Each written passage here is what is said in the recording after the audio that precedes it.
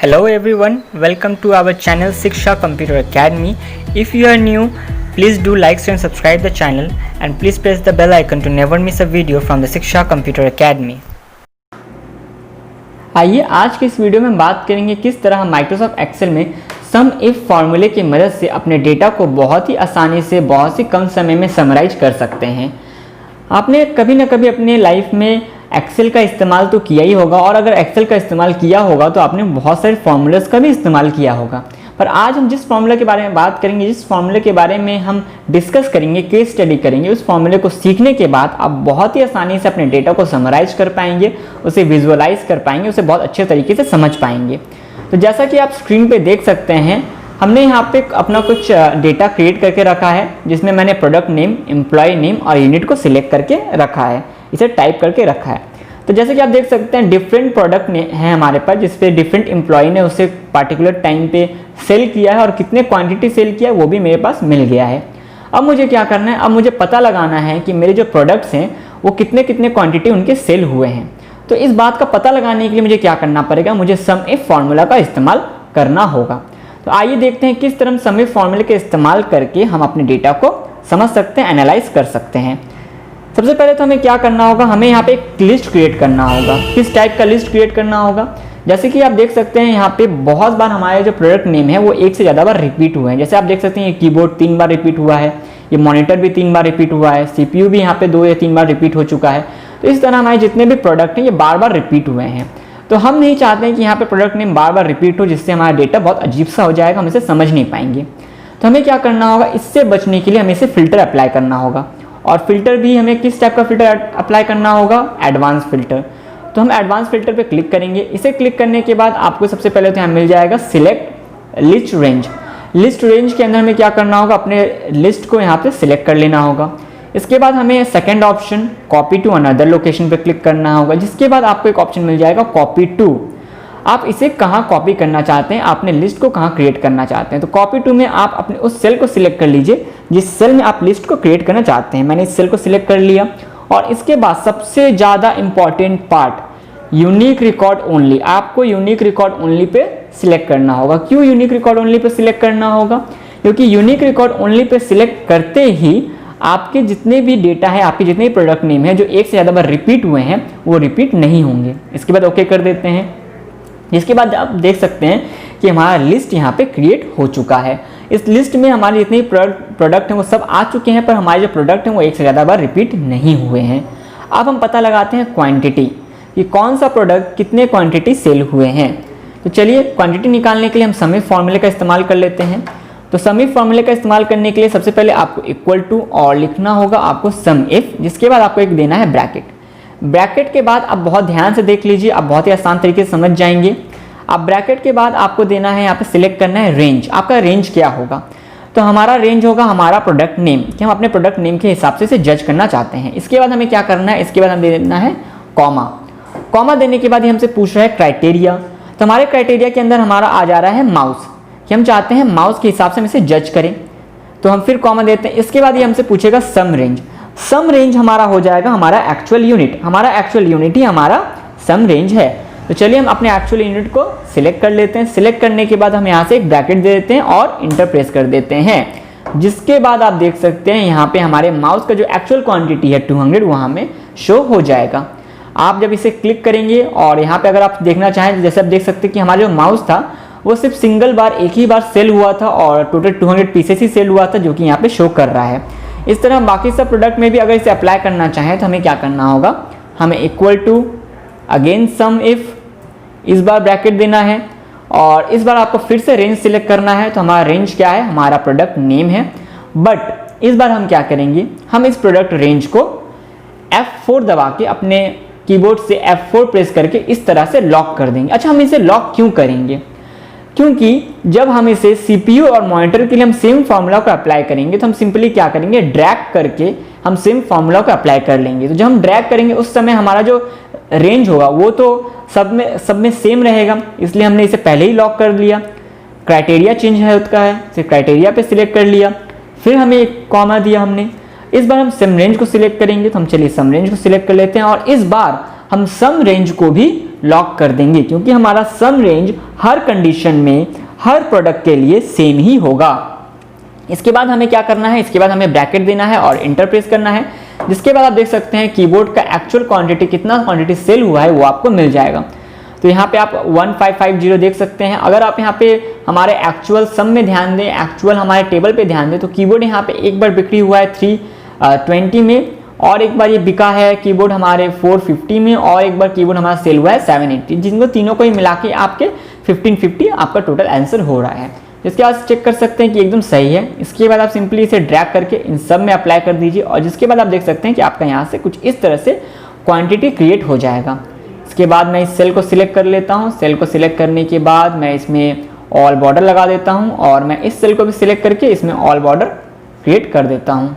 चलिए, जिसके बाद देख सकते हैं कि बड़े ही आसानी से, बड़े ही कम समय में हमने सम इफ फॉर्मूला का इस्तेमाल करके अपने प्रोडक्ट, अपने क्वांटिटी को एनालाइज कर लिया है।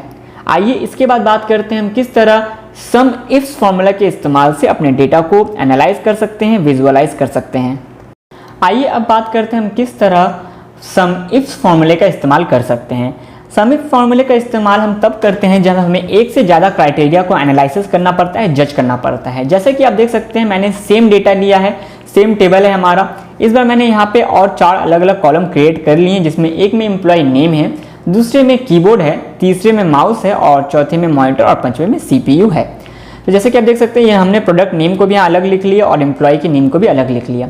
हम चाहते हैं कि हम अलग अलग एम्प्लॉय ने अलग अलग प्रोडक्ट को कितने क्वांटिटी में सेल किया, हम इसे जज करना चाहते हैं। तो इसे जज करने के लिए, इसे चेकआउट करने के लिए आपको क्या करना होगा, सबसे पहले तो हमें एम्प्लॉय के नाम को यहाँ लिख लेना होगा। और जैसा कि आप नोटिस करोगे एम्प्लॉय का नाम बहुत बार रिपीट हुआ है, तो हम चाहते हैं एम्प्लॉय का नाम रिपीट ना हो, इसलिए हमें सेम फॉर्मूला, सेम तरीके पे जाना होगा एडवांस फिल्टर पे। एडवांस फिल्टर पे जाने के बाद आपको सबसे पहले तो लिस्ट रेंज को सिलेक्ट करना है। तो चलिए हम अपने लिस्ट रेंज को सिलेक्ट कर लेते हैं, एम्प्लॉय नेम को। इसे सिलेक्ट करने के बाद आपको प्रेस करना है second option, copy to another location. Copy to पे जाके आप उस सेल को सिलेक्ट कर लीजिए जहाँ पे अपने डेटा को, अपने लिस्ट को रखना चाहते हैं। साथ ही साथ आप लास्ट पर सबसे ज़्यादा इंपॉर्टेंट यूनिक रिकॉर्ड ओनली, इस ऑप्शन को इनेबल कर दीजिए, टिक करके इस ऑप्शन को इनेबल कर दीजिए, ताकि आपका जो डेटा है वो बार बार लिस्ट जो है बार बार रिपीट ना हो। जिसके बाद देख सकते हैं आपके सारे के सारे एम्प्लॉय के नाम यहाँ पे आपको इस तरह से मिल जाएंगे। इसके बाद हमें पता करना है कि हमारा जो पहला एम्प्लॉय है दीपेश है, इसने कीबोर्ड कितने सेल किए हैं। तो हमें क्या करना होगा, इक्वल टू देना होगा। इक्वल टू देने के बाद आपको लगाना है simply sum if formula. Sum if formula लगाने के बाद आपको ब्रैकेट देना है। ब्रैकेट जैसे ही आप देंगे, इसलिए हमसे पूछेगा सबसे पहला सम रेंज, आपके सम का रेंज क्या है। तो सम रेंज के अंदर आपको क्या करना है, सिंपली अपने एक्चुअल रेंज, मतलब अपने यूनिट को सिलेक्ट कर लेना है। अगर आपको याद होगा जब हम सम इफ फॉर्मूला का इस्तेमाल करते थे, हमें सम रेंज सबसे लास्ट में सिलेक्ट करना पड़ता था, पर इस बार हमें सम रेंज सबसे पहले सिलेक्ट करना है। इसलिए चलिए हम सम रेंज को सिलेक्ट कर लेते हैं।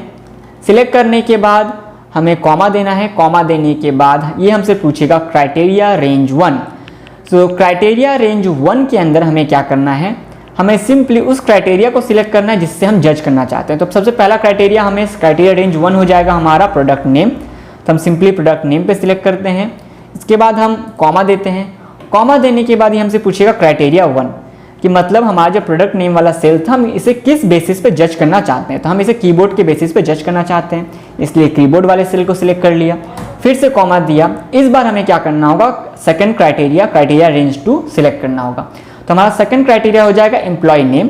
तो एम्प्लॉय नेम पे सिलेक्ट कर लेते हैं। एम्प्लॉय नेम सिलेक्ट करने के बाद फिर से हमें कॉमा देना है, और इस बार ये हमसे क्राइटेरिया 2 पूछ रहा है। तो हमारा क्राइटेरिया 2 है दीपेश शाह, हमारा सबसे पहला एम्प्लॉय। इसके बाद ब्रैकेट क्लोज करना है, और ब्रैकेट क्लोज करते ही इंटर प्रेस करना है। जिसके बाद आप देख सकते हैं कि हमारा जो एम्प्लॉय है, इनका एक्चुअल सेल आपको मिल गया है। इसके बाद हम एक और बार देख लेते हैं, एक और बार इसे जज कर लेते हैं। चलिए इस बार हम चलते हैं राज खन्ना में। हमारे जो एम्प्लॉय राज खन्ना है, इन्होंने कितना कीबोर्ड सेल किया, इसे चेक करने के लिए आपको क्या करना है, फिर से इक्वल टू सम इफ्स, इसके बाद ब्रैकेट देने के बाद सम रेंज। तो सम रेंज को सिलेक्ट कर लेते हैं। चलिए ये हमारा सम रेंज सिलेक्ट हो चुका है। कॉमा के बाद आपको क्राइटेरिया रेंज 1। तो चलिए क्राइटेरिया रेंज 1 को सिलेक्ट कर लेते हैं। क्राइटेरिया रेंज 1 को सिलेक्ट करने के बाद फिर कॉमा, किस बेसिस पे आप इसे जज करना चाहते हैं, कीबोर्ड के बेसिस पे। फिर कॉमा, क्राइटेरिया रेंज 2 जो कि हमारे एम्प्लॉय का नेम, इसे भी सिलेक्ट कर लीजिए। कॉमा, क्राइटेरिया 2 हमारे एम्प्लॉय का नाम और ब्रैकेट को क्लोज, और जिसके बाद आप इंटर प्रेस कर दीजिए। जैसे ही आप इंटर प्रेस करोगे आपको यहाँ से दिख जाएगा कि आप कौन से एम्प्लॉय के कितने कीबोर्ड सेल किए हैं। इसी तरह आप सारे के सारे टेबल को क्रिएट कर सकते हैं। अब हम बात करते हैं कि अगर हम ड्रैग ड्रॉप करके इस फॉर्मूले को अगर इस्तेमाल करना चाहें तो किस तरह हम ड्रैग ड्रॉप की मदद से इस फॉर्मूले को इस्तेमाल कर सकते हैं। तो ड्रैग ड्रॉप करने के लिए आपको क्या करना होगा, आपको सिंपली इक्वल टू देना है, यहाँ से आपको सम इफ लिखना है, ब्रैकेट को क्लोज करना है, इसके बाद सम रेंज में आपको सम रेंज को सिलेक्ट करना है। पर सम रेंज को सिलेक्ट करने के साथ ही साथ आपको क्या करना है, सम रेंज कॉलम को यहाँ से लॉक कर देना है। चलिए हम F4 दबा के इसे लॉक कर देते हैं। हमने इसे लॉक क्यों किया, क्योंकि सारे के सारे क्राइटेरिया के अंदर जब भी हम इसे जज करेंगे हमारा सम रेंज इक्वली रहेगा, हमारा सम रेंज कभी नहीं बदलता है, इसीलिए हमने इसे लॉक कर दिया।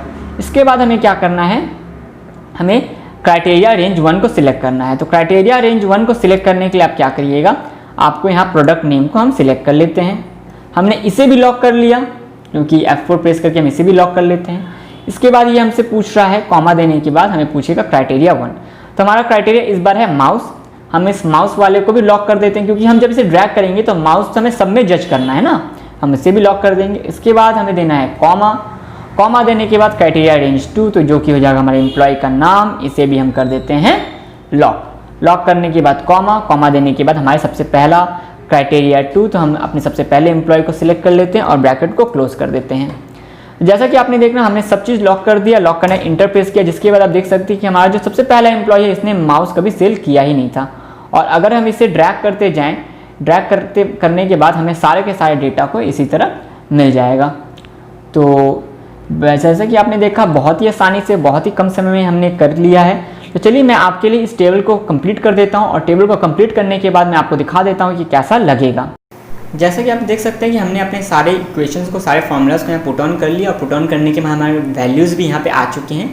तो बहुत ही कम समय में बहुत ही आसानी से हमने सम इफ फार्मूला और सम इफ फार्मूला के बीच का डिफरेंस भी सीख लिया और इसे कैसे यूटिलाइज करते हैं हमने ये भी सीख लिया। तो वीडियो अच्छी लगी हो तो लाइक, शेयर एंड सब्सक्राइब करना ना भूलें। अपने फ्रेंड्स, अपने फैमिली, अपने कलीग्स के बीच ज़्यादा से ज़्यादा शेयर करें। और अगर आपको कंप्यूटर रिलेटेड कोई भी प्रॉब्लम है, किसी भी टॉपिक में अगर आपको इशू है तो आप हमारे कमेंट सेक्शन में हमें सजेस्ट जरूर कर सकते हैं। हम पूरा कोशिश करेंगे कि उस टॉपिक पे हम नया वीडियो बना सकें।